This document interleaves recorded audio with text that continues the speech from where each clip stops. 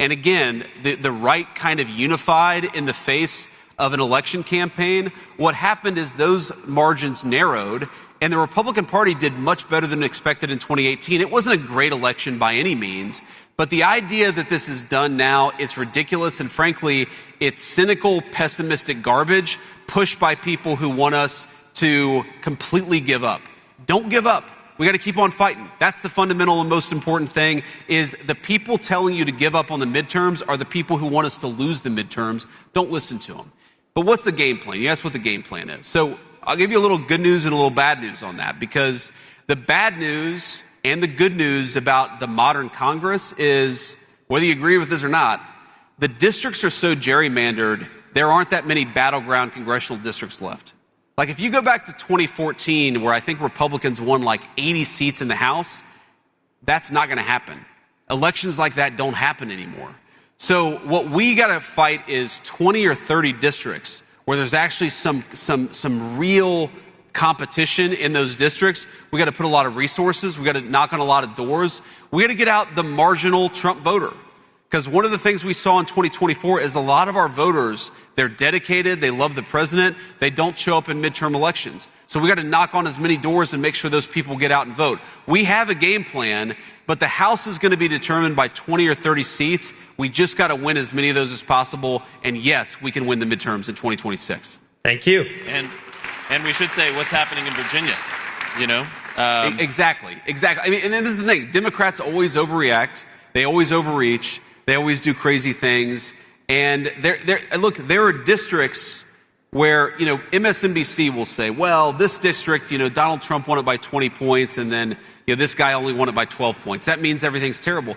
You look in Virginia or look at some of these other places where, you know, Kamala Harris won it by 4 points, and now Republicans are winning by a few points. There's a lot of reason to think that we have a good chance here. We just got to keep on working at it. Sorry, next question. And the redistricting. Make sure if you're watching in Virginia. Yes. Yeah, sorry.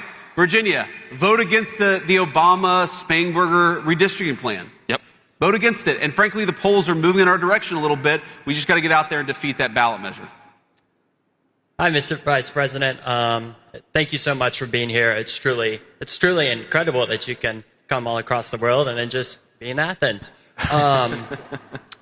So my question, not to sound pessimistic, but my question revolves around Congress. Sure. And, you know, many Americans feel discouraged, even somewhat dissatisfied. You know, the executive sets out a plan. We know you want to do something, but Congress sometimes is just unable to deliver. And with, you know, the inability to keep the government open during shutdowns and all of that stuff, what are your thoughts? I know leaders such as Governor DeSantis have called on term limits for Congress members, balanced budget amendments, and banning stock trading. What do you think are just some practical measures that we can take to ensure Congress is delivering results to the American people? Yeah, so great question. And I remember during the State of the Union address, when the president talked about banning members of Congress from trading stocks, I looked over at Nancy Pelosi and she was sitting in her chair like, and if you watch the State of the Union, I start laughing hysterically. It's because I looked over and saw the look on Nancy Pelosi's face. I think people don't have any idea how bad the corruption is in Washington, D.C. So, yeah, I love the idea of term limits for Congress. You know what I love more? I love the idea of term limits for bureaucrats. Nobody in Washington, D.C. should be able to sit in a chair for 30 years, do your public service, and go back home and do something productive. But so much of what's broken about Congress really does go down to corruption. So, you know, there are so many examples, let's say, of a congressman who got a classified briefing on COVID. It's like, oh, there's this crazy Wuhan flu that's floating around Wuhan, China. And you know, again, at that point, like, everybody called it the Wuhan flu. And then you come out of that classified briefing and you buy a bunch of biotech stocks, or you buy a bunch of pharmaceutical stocks, or maybe, you know, you sell airline stocks because you know that the airlines aren't going to work that well if everybody's sort of sheltering in place and governments are shutting down the economy. That stuff should be illegal and you should go to prison for it. And if you just cut out the basic corruption, you'd solve a lot of the problem. Thank you so much. This will be the last question. Okay. Can we take two more? Because I like answering questions. We'll take a couple more. Hi, Mr. Vice President. Before I get to my question, I just want to, number one, thank you for your service to the United States military. And number two, welcome you to the greatest university in this country.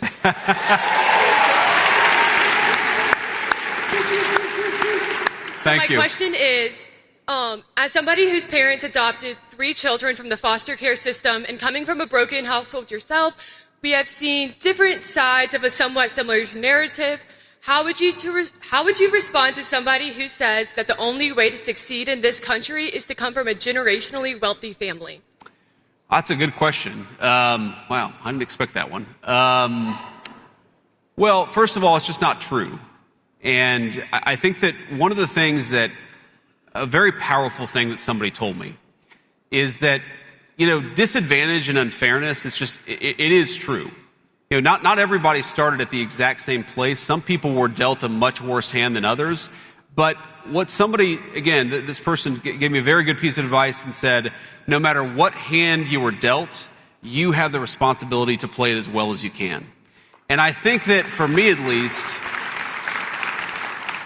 there was something empowering for me about recognizing that, yeah, my life wasn't as easy as most other kids. Like, I wasn't born with money. I wasn't born with parents who had connections, but I still had a responsibility to God. I had a responsibility to myself to play that hand as well as I possibly could.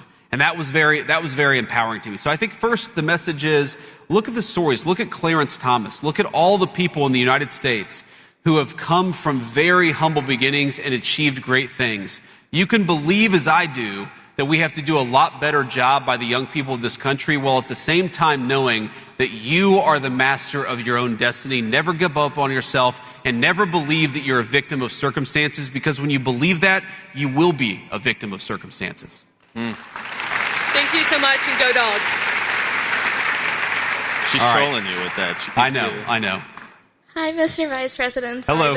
My name is Esther. This is so cool. So I know, the whole H-1B thing you talked about, but I am also a daughter of a legal immigrant who came here on an H-1B visa. Sure. So my mom and my dad, we've been here for over 10 years. I was born here, well, more than over 10 years. I'm 20 years old.